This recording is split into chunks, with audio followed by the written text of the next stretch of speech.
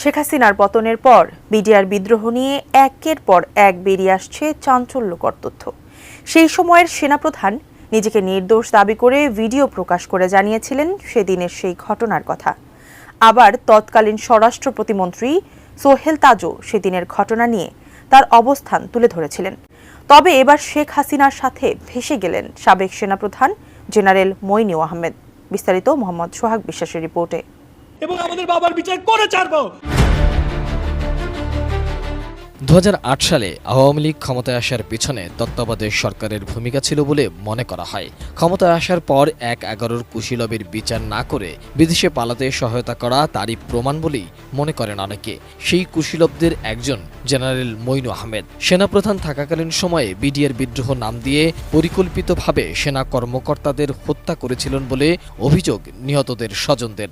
আমরা অনেক কৃতজ্ঞ যে এই ছাত্র জনতার এই আন্দোলনের পরে আমার ছাত্ররা, আমি নর্থ সাউথ বিশ্ববিদ্যালয়ে পড়ে, আমার ছাত্ররা আমাকে এসে বলতো যে স্যার আমরা তো পেয়েছি কিন্তু আপনার জন্য আমরা সবচাইতে বেশি খুশি।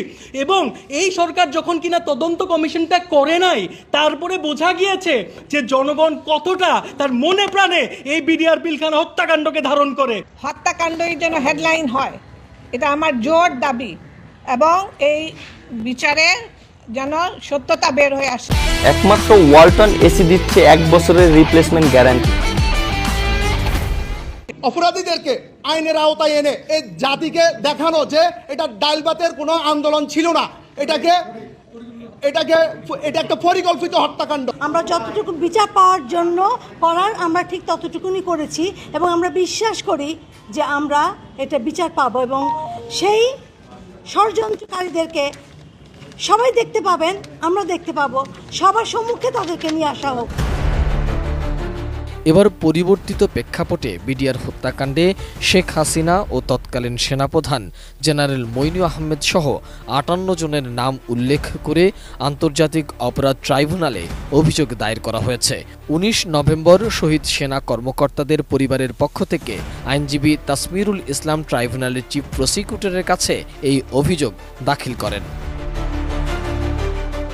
পরে ভুক্তভোগী পরিবারের সদস্যরা জানান, শেখ হাসিনা ও তার দল আওয়ামী লীগ বাংলাদেশের জাতীয় ও রাষ্ট্রীয় স্বার্থবিরোধী রাজনৈতিক এজেন্ডা বাস্তবায়নের লক্ষ্যে পরিকল্পিতভাবে বাংলাদেশ সেনাবাহিনী এবং বাংলাদেশ রাইফেলস অর্থাৎ পূর্বের বিডিআর ধ্বংসের নীল নকশা প্রণয়ন করেছিল।